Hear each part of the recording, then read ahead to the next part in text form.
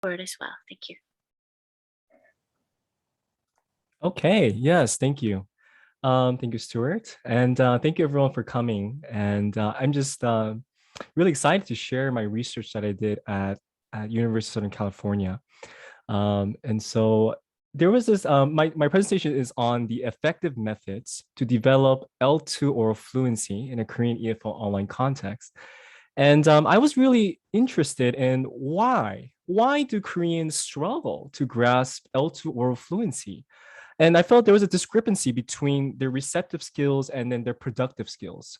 Receptive as listening and reading, and the productive skills, speaking and writing. And so that was the major question for me in this research. And I did want to bring in kind of the components as well. So it's just three guiding questions that I had for this research that I did. Was what is fluency at first? Okay, well, because we have so many different definitions. And also, what are the major pedagogies that's used to build oral L2 oral fluency in South Korea? And also, what are the components to build L2 oral fluency, and how would it look like at this time of age where a lot of the learning is happening remotely, also in Korea as well? And so, and lastly, I will give recommendations and implications with that. And so I just want to just first cover what is fluency. And I think many people have different ideas and perceptions, but it is the salient feature of one's proficiency in a language. And there are two ways that we could view fluency. And this is from the famous Lenin. And he says that there's broad way and there's a narrow way. And the broad sense of fluency is usually considered as one's mastery or general proficiency, whereas the latter, narrow sense, is more of the ease and automaticity of speech. And here fluency in a broad sense can consist of reading and writing and speaking, and it's normally referred to as a spoken command of a foreign language.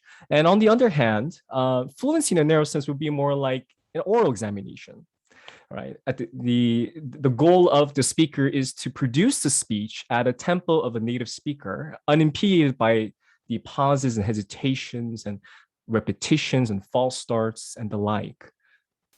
So for the purpose of this presentation, I will think of fluency as the automaticity of speech. I know there's other definitions like utterance fluency and cognitive fluency and all that, but I will not address that in this presentation. So why? This is the number one question I had. I've been here for 10 years and I always see Korean learners struggling with this. Why is it? Because notably, the MOE, the Ministry of Education, did make strides to reform their national curriculum for spoken English.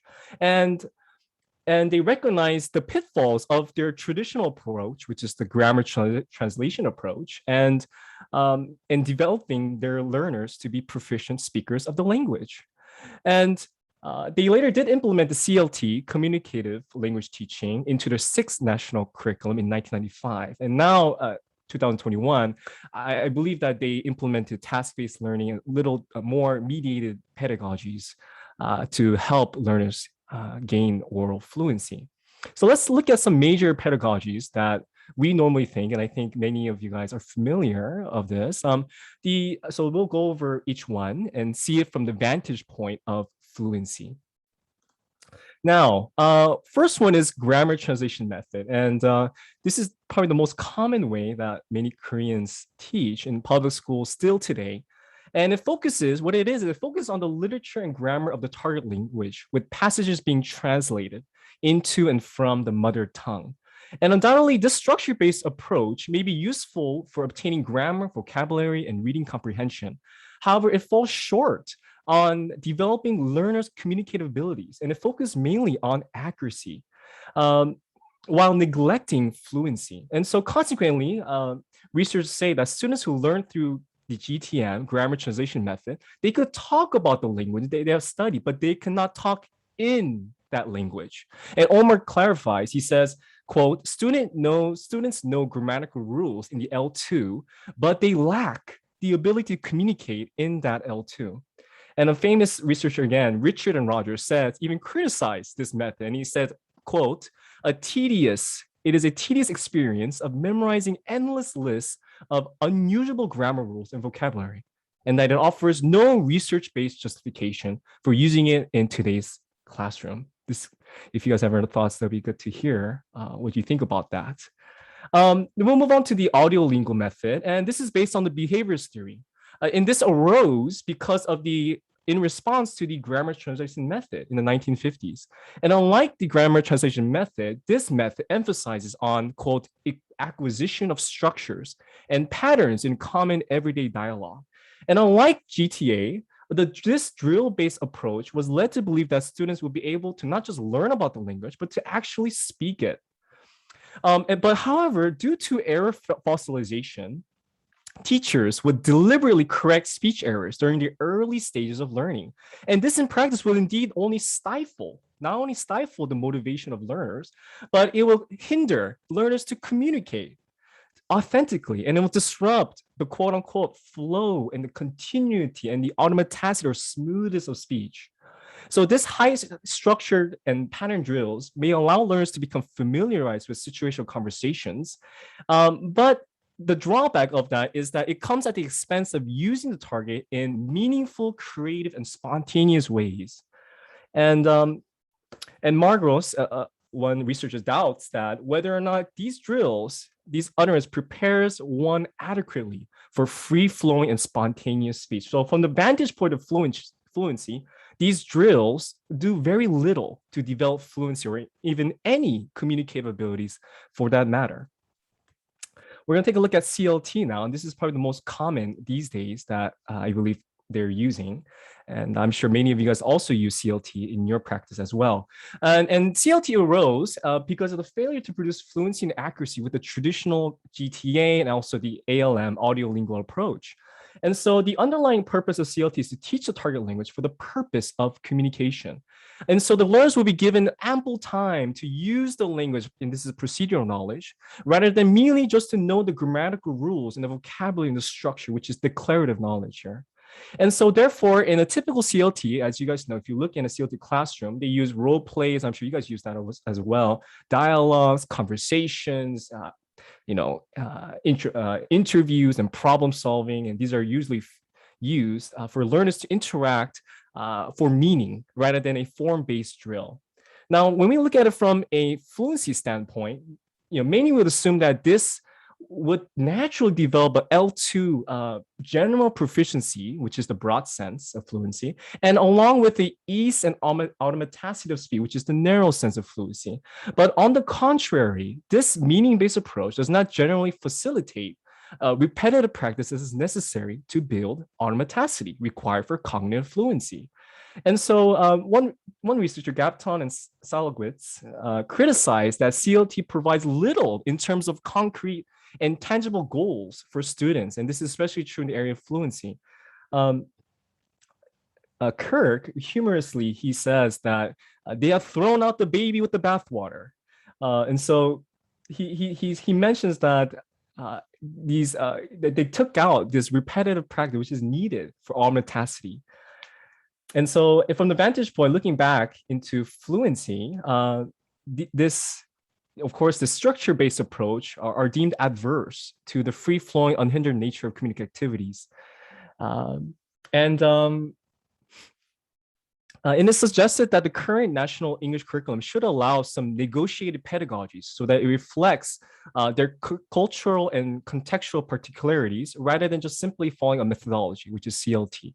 And so I think we still need more research how to best implement CLT with fluency-based practice. Now, this is something that I was thinking, then what is the approach today? And I was wondering what that is. And I came across an article by Fauser, and he wrote that the current approach would be more of a test score approach or test prep approach. And we know that as teachers in Korea, I'm sure you guys have many experience, test scores are ubiquitously required in all domains of education and work. High school students need to prepare for the KSAT, and also workers, employees. If you go to the corporate world, they have to pass the OPIC, the oral proficiency assessment. And also, if you reach a certain proficiency score, you even get bumped your salary raise. So this is very important for them. And so, but one thing that it does show that these tests, it reveals the gap between the ability to comprehend and the ability to produce the language. And so when grades and test scores become the focal point of language education, communicative-oriented tasks become less of a priority because teachers must maximize test scores through input of knowledge and also teaching, test taking techniques and strategies and multiple choice items, all these things. And so the general consensus of the test prep approach is that it seems like from my research and my findings, and Han describes it here, he says that it ranges from anywhere from a grammar translation method to teaching English in English, TEE, KSAT preparation, GRA, which is grammar reading approach, audiolingual method, reading-centered practice, and while using a variety of materials such as audio-visual materials, PowerPoint, YouTube, mandated textbooks, activity books from school or from the EBS, and worksheets. And so Han concludes that these methods can be interpreted as negotiated pedagogies born out of their national curriculum, national exams, and students' belief, teachers' belief about learning and local educational culture. And so the conclusion here with this is that the verdict is similar to all the other pedagogies previously prescribed, meaning form-focused instruction, such as the test score approach, does not favor the development of oral fluency within its learners.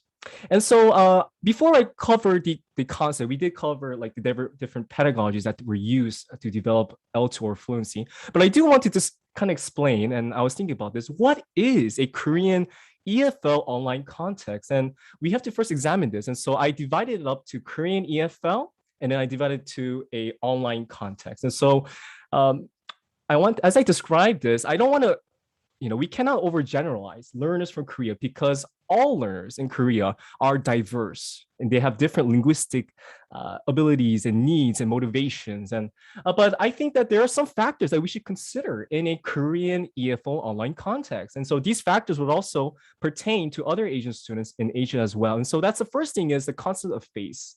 And this is a common phenomenon I'm sure you guys experienced, especially I think in the Korean EFL classroom. It is a combination of, quote, pride, dignity, honor, and self-esteem, as one researcher explains.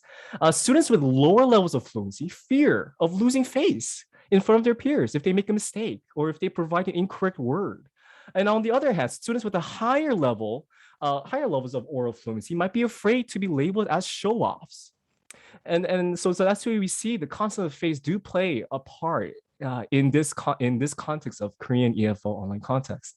Another factor we need to consider is the hierarchical relationship between teachers and students. And due to deeply embedded ideas in Confucianism, Korean EFL learners believe that they should respect authority, such as their teachers and elders.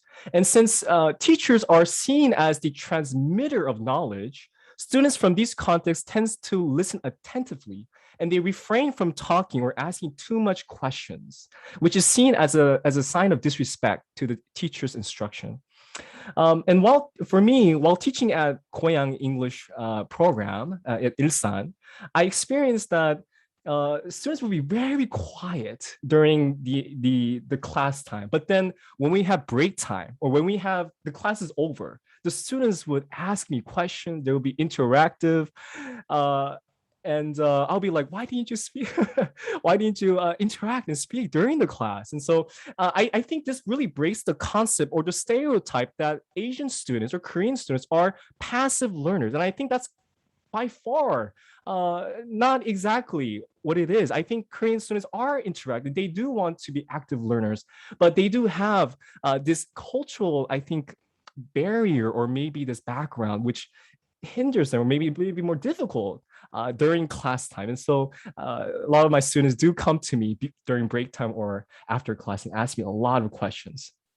And another last thing is that Korean EFL learners are described as a high context culture, which implies that a lot of unspoken information is implicitly transferred during communication.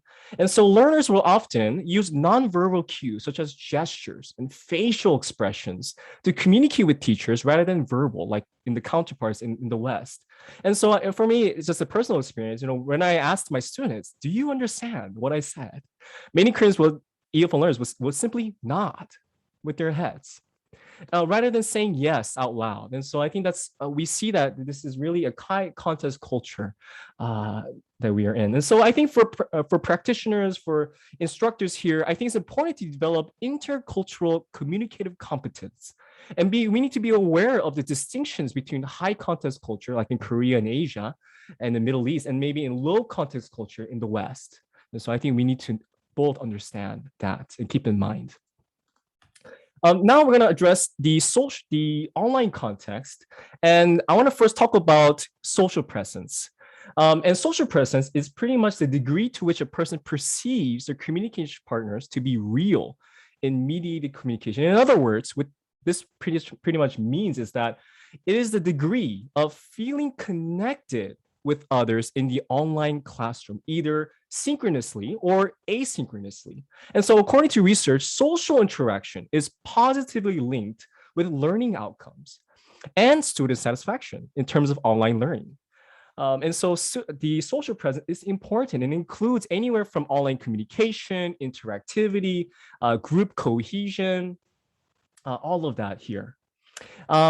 Wow, okay. And also we have teaching presence, which is the instructor's role to design the course, the curriculum, the activities, the timeline, monitoring, managing the conversation, the discourse, establishing direction. So it has been noted from research that teaching presence, the instructor's role in the classroom is central to the learning process. And lastly, the online learning self-efficacy, which just pretty much means one's belief about their ability to learn in an online environment. And students, especially with low technical competencies, will have difficulty learning in an online or Zoom setting because they're unable to use the technological tools that are provided for them. And so for me, when I was teaching adult learners between the age of 40 to 65, I wanted to establish a more interactive component. And I wanted to teach them how to use small breakout rooms. And I made the mistake of overwhelming them by teaching the whole thing. And so each class, I actually had to be an IT teacher, and I taught them how to click on the small breakout groups. And then the next class, I taught them how to leave the breakout groups by recording my screen and then showing to them explicitly. And so, yeah, I experienced that, and that it may affect student learning. The components for L2 oral fluency, and I'm not going to spend too much time here, which you could read from Roger, but these are the 5 components: conscious raising tasks, for example, raising awareness of fluency traits. And you could watch it, you could have a screen share and have a video of a native speaker talking, and you could point out, have students notice what are the different formulaic sequences, what are the different discourse markers, like yeah, well, like these type of things, filler words, and have them highlight these kind of sequences and bring it up into their awareness so that they can use that in their next conversation or have a direct implementation into your practice. And also you could have students have checklists of fluency and what were addressed. I'm not going to spend too much time with this. Yeah, and the rehearsal repetition task is the 4-3-2 task. I might have another research on that next time and how that may complement an online setting. And so I'm going to skip a little bit here because of the sake of time. So we're going to go to the recommendations. And I think really number 1 is establishing a comfortable atmosphere. And this will lower the effective filters of learners. And Stuart mentioned this too in the beginning of this presentation. And this will also increase your social presence, your connectedness with your learners. And for me, I like to greet each learner by name. I like to touch base with them, have small talk. Even if there's a lot of people in the class, I still think that this is paramount so that students know that we care and that we want to have communication. So this will foster a communication, also creates group cohesion. And also number two, engaging, authentic, and familiar material. And so when we present new information, it's very difficult for L2 learners to attend to both the meaning and the form at the same time. And so it's really important for instructors to have a material that students are interested in and they are familiar with, like social media or Facebook, whatever it is that they like to read about and to know on TikTok or whatever it is. And so it's really important for learners to approximate fluency more quickly within familiar context. Another thing is building self-efficacy by scaffolding instruction. And research has shown that when learners experience similar successful experiences, that builds their belief towards their own learning. And so this is really important for instructors to scaffold and to preview maybe the key vocabulary before going into the fluency exercise, or giving even a brief background knowledge about the topic can really help students to kind of to build their fluency in their activities. And the last two things I want to talk about is pre-task planning. And research has said that if you give that there was increase of fluency, the rate of fluency, when you give planning time from none to 1 minute to 5 minutes to 10 minutes. However, there seemed to be no significant difference in linguistic accuracy. And so pre-planning tasks can be either guided or unguided. And through this time, you could have students prepare for their fluency activity that they will do.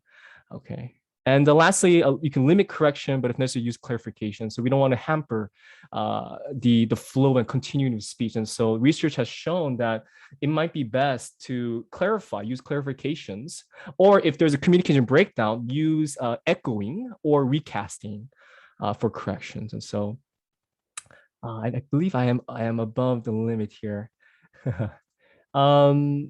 So yes, that is my presentation, and I hope you enjoyed it.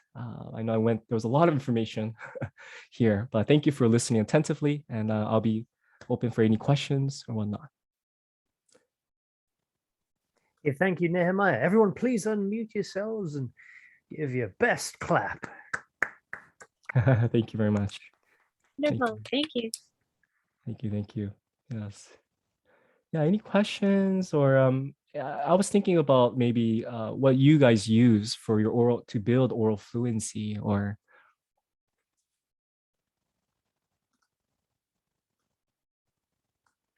any questions? Yes, the research. Yes, I had I think I had like 90 sources for this paper. 90, I think I had 100 sources to write this. My favorite research gate. I think JSTOR. I think that's what you're asking. Yeah, that was it. Yes. I don't have access because I don't have my grad studies anymore. My university doesn't have it. I'm like, oh, I'm so jealous. That looks amazing. You pulled it together just incredibly in an integrated way. I really enjoyed listening. Yes, thank you so much. Yeah. I feel like it's really bang on to the reality of context for Korean students. Yes. Kristen asked, are there materials you thought would be familiar but weren't? Oh, so like when Kristen, do you mean like whenever I have a fluency exercise and I'm choosing topics for them to talk about? Is that what you mean? Yeah, or was there something, maybe like a format of something that you presented that you thought, oh, they're, digitally aware, so they'll know how to use this app, or they've heard of this, format of something on social media, and then there was maybe some confusion because actually they weren't, aware of it, or yeah, also maybe the material content itself, like an issue or an event that you thought would be, I don't know, well known, but then actually you had to go back and introduce that thing. I'm trying to think. Was there any like materials? I'm just curious because I teach the young learners. Oh, okay. So yes. That's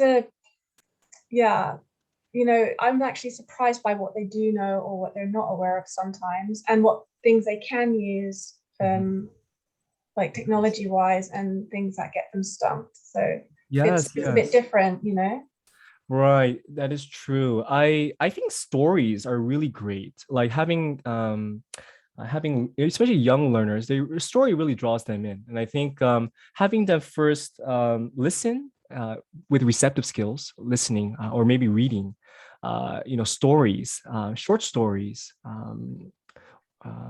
Or there's also YouTube videos with short stories in English, and then have them do a digital storytelling.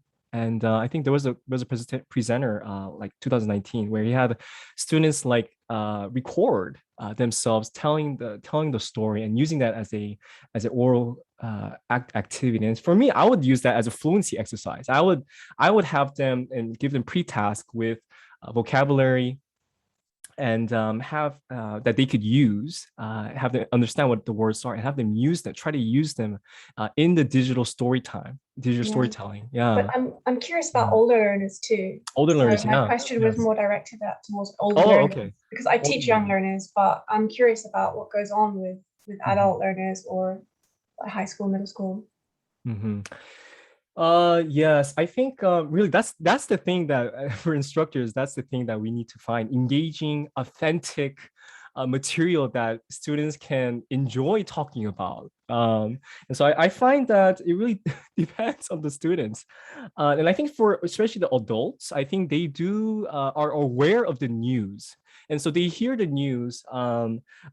They listen to the news in Korean, and then if I pull up a news in English, they do have something that they want to talk about, so they're already aware of that. So I found that news is also really good for especially older learners. I don't know if all of them would be interested in news, but in my situation, news was something that I used as well.